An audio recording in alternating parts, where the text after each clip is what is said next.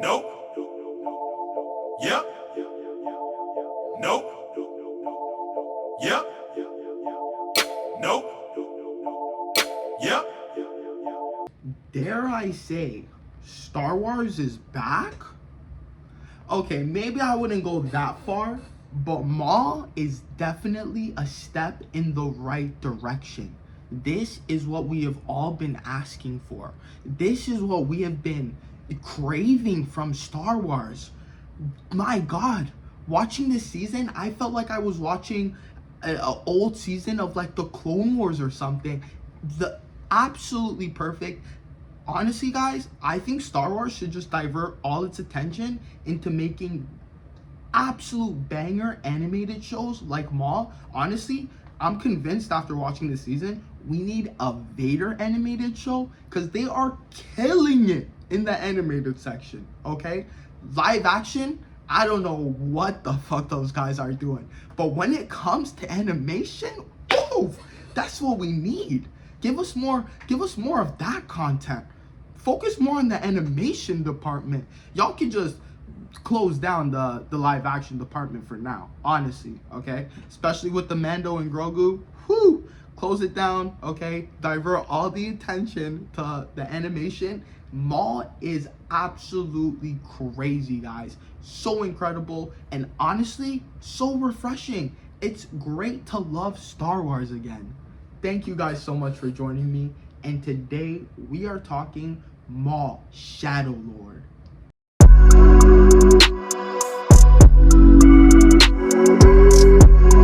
After years of flops, Star Wars finally decided to give us something that we'd actually enjoy.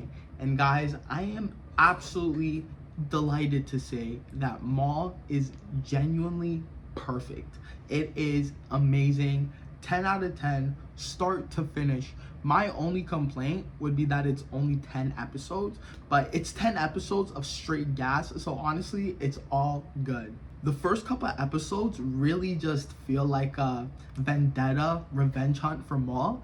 Basically, he's pretty much tracking down all his old members of his ex-crime syndicate, and he's taking them out one by one.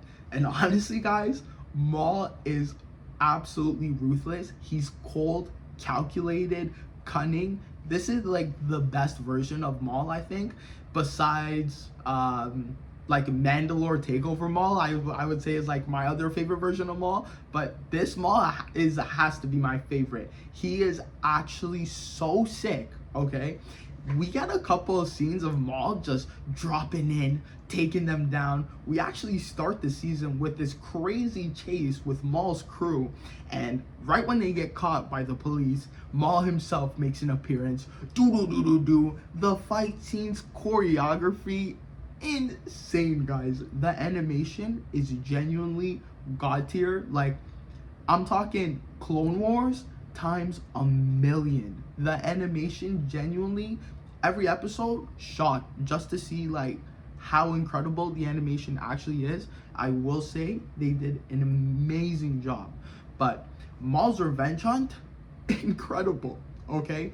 We see his strategic mind even as he gets two of the bosses to go up against each other, right? Vario and Demos. And we see as he uses them to take each other out, Vario gets sent to the police and Maul pulls up to the station to get Vario. 1, 2, 3. Maul has it all in his head. He's very smart. Like, we have to remember, Maul was trained by Sidious, and this show, it very much shows that Maul is more than just a brute or an assassin. Like, no, this is a trained Sith warrior, okay? This isn't just like an inquisitor, okay? Somebody who they just gave a lightsaber because they could use the Force. Bruv, Maul been training. Maul been that guy. He been doing this, okay? Like, he is genuinely a sicko. And it's awesome to see, like, in these first couple of episodes, while he's just hunting down his old syndicate members, nobody can touch him. He's fucking everybody up, all right? Nobody gives him a battle. This guy, like, who gonna stop him? Who gonna stop him? the regular police force? Come on, man. Come on, this is Maul we're talking about. But let me hold my horses. With Maul's revenge quest, there's another storyline, and it involves two outcast Jedi. This is post Order 66, guys, so you know what that means. Jedi are a no-go. Jedi are bad, extinct. If they find you, they is coming. Lock your doors, lock your windows, lock your everything, okay? Don't let them find you. Devin and Kawamatsu. Kawamatu's not his actual name, guys. I forgot his name, but you know, a frog guy from One Piece, that's what he looks like. So, nah, he's a cool dude, though. But as Maul is going along with his revenge quest, we see these two Jedi, and they're kind of trying to figure out their way too, right? They're just trying to survive. It's kind of funny because it is the same thing as Maul, right? Maul's just trying to survive, make his way in the Empire. So are they, right? Two sides of the same coin, kind of. They're just going about it different ways. There's a really funny scene even where Devin, she's trying to get some food for her and Docky. That's actually his name, Docky. But she's trying to get some food for her and Docky, and she just ends up stealing it, right? And when she steals it, she gets caught by the police, whatever. Long story short, she ends up in the jail. And she actually ends up in the cell across from Vario, right? And throughout the season, there is this through line that Maul's looking for an apprentice, right? And Devin is going to be his new apprentice.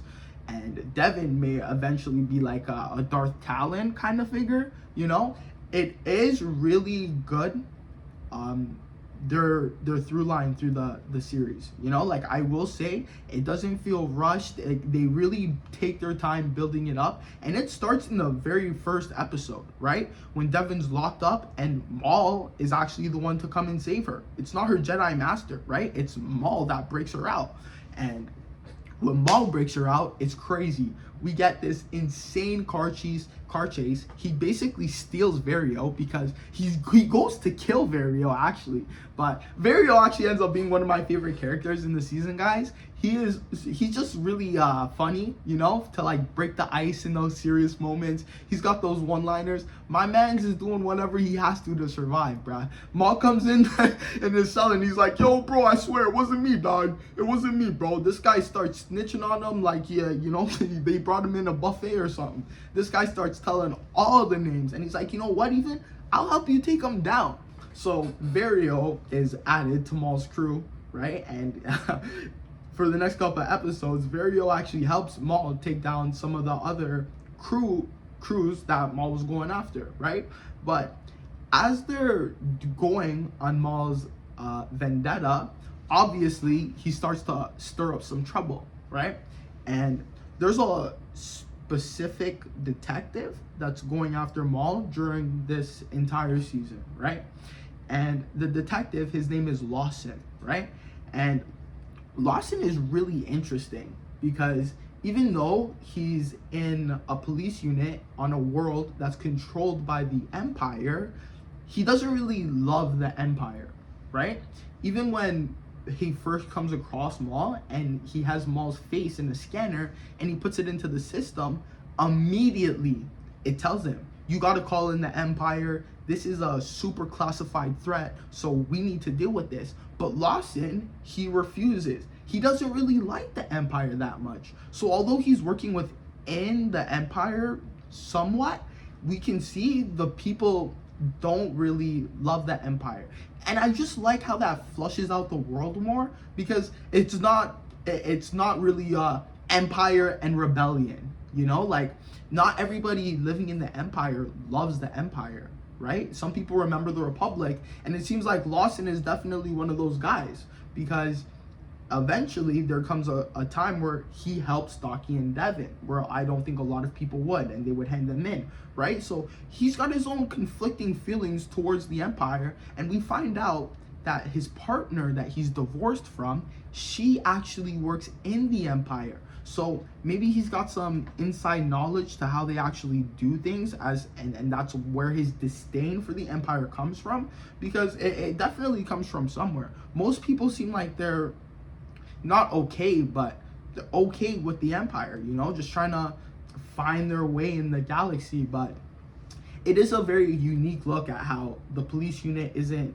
totally controlled by the Empire, and how different groups, either resist the Empire, fear the Empire, or like Maul, just hate the Empire, right? It's good.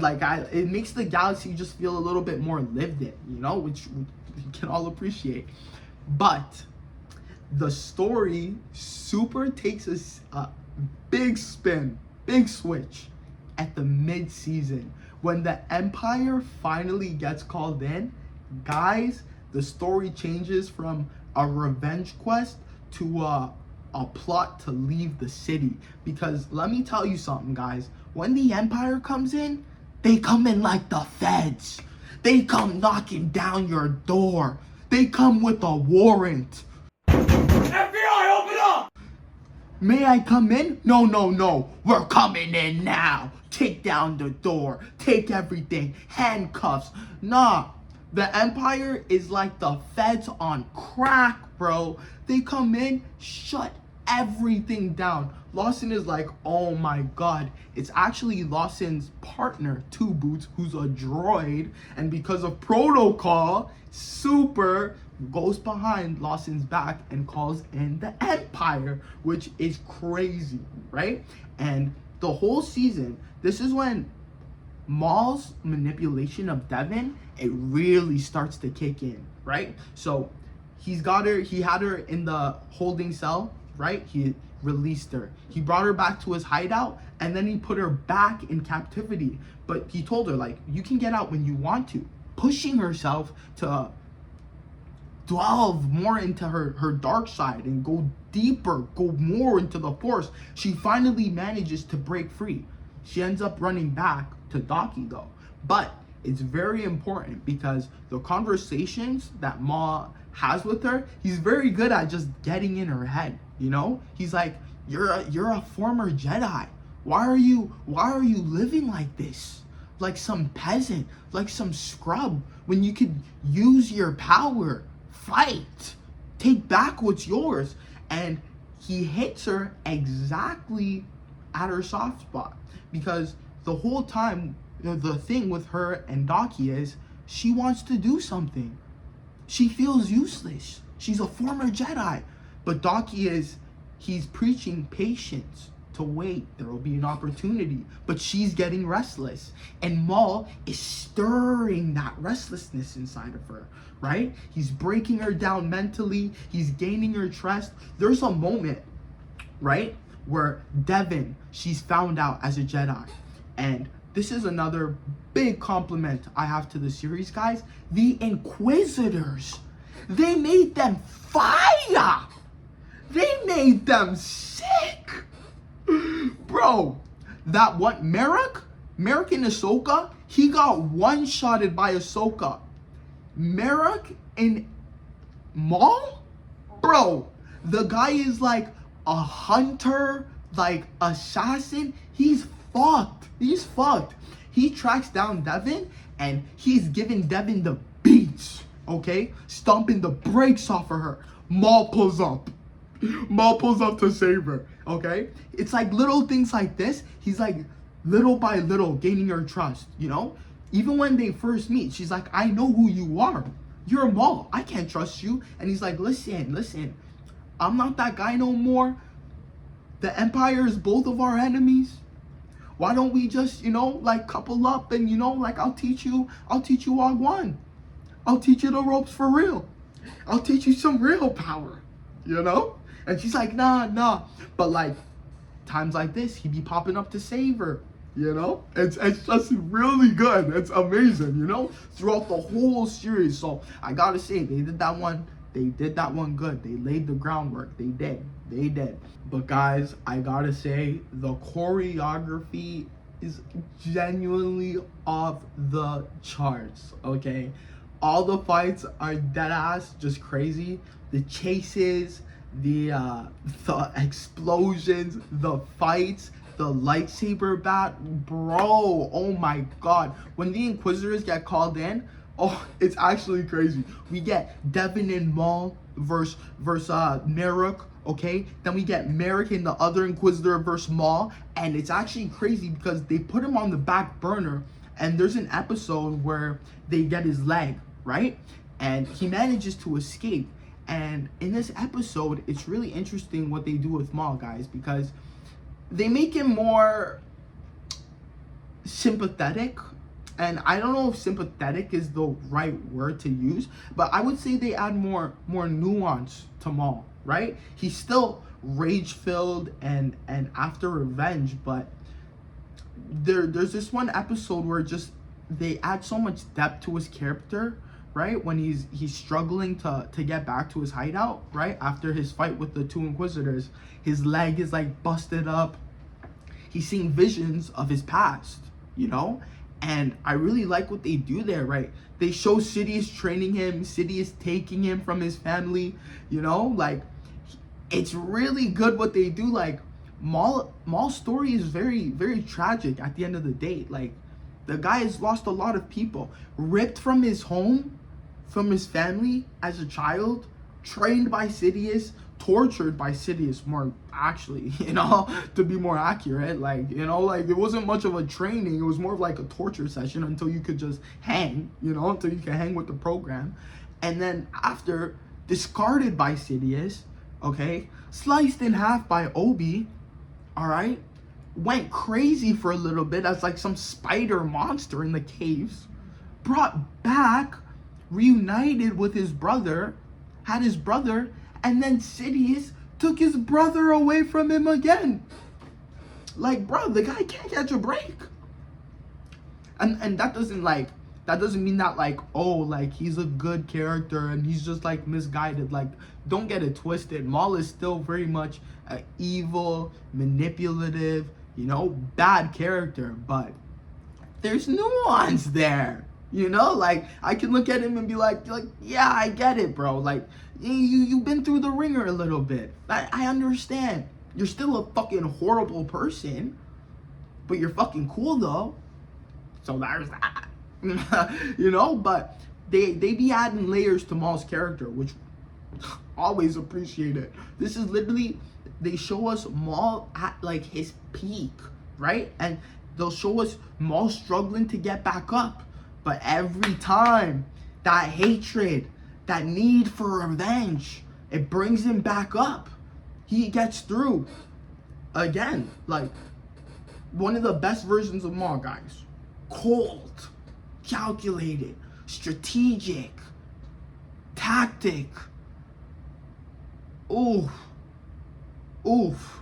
The guy's playing 4D chess while everybody else is playing checkers. 2D. The guy is rude. And again, I gotta say, it's not even Maul that made this series great. The arc with Devin, incredible. And we haven't even talked about the best part yet. We haven't even talked about that part yet. I know you guys know what I'm talking about. Lawson, I genuinely liked Lawson, bro. He was chasing after Maul the entire time.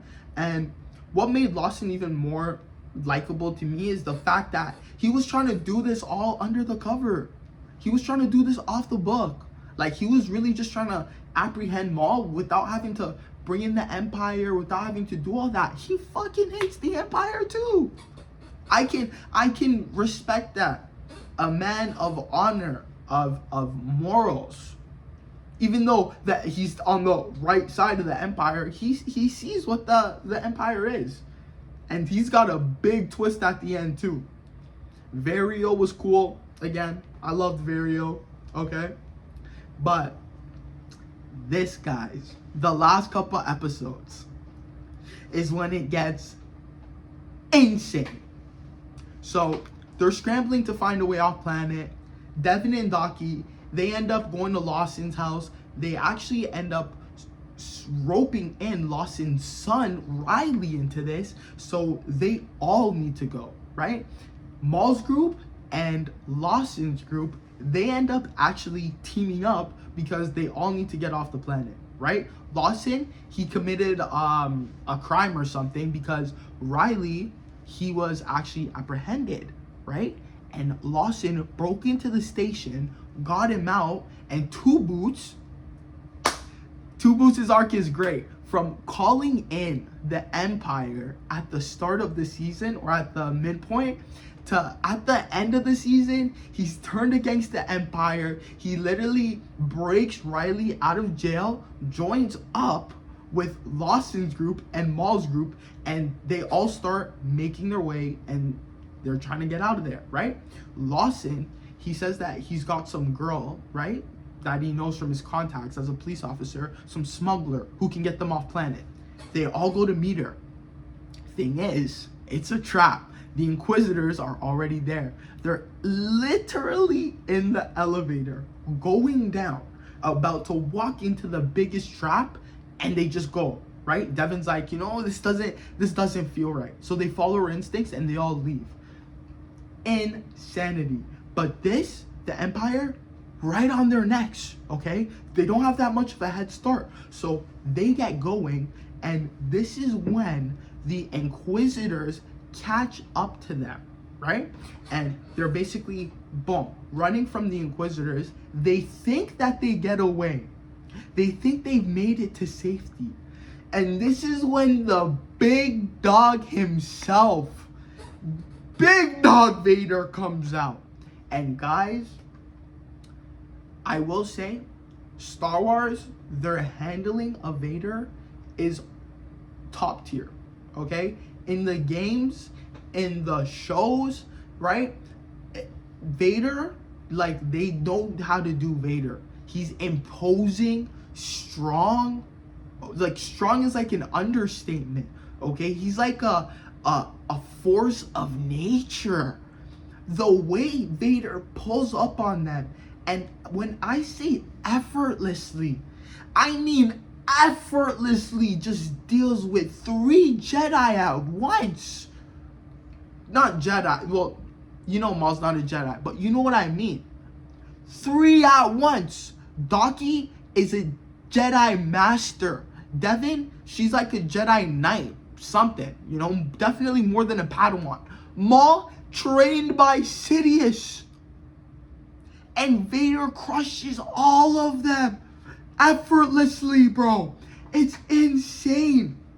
Like, guys, this is how you do Vader. This is how you do Vader. They barely escape from him. Like, the guy doesn't have a health bar. There is no health bar for Vader, man. You can't. And this is why I say we literally need a Vader animated TV show. Imagine how sick it would be if we got an animated series of Vader just going around hunting down Jedi based on the comics. How sick would that be? Yo, Star Wars. Yo, I may not be the smartest guy in the book, but if you want to make some money, if you want to make some fucking money, you make an animated Vader show. Hunting down Jedi. Vader. Year 1. Oh!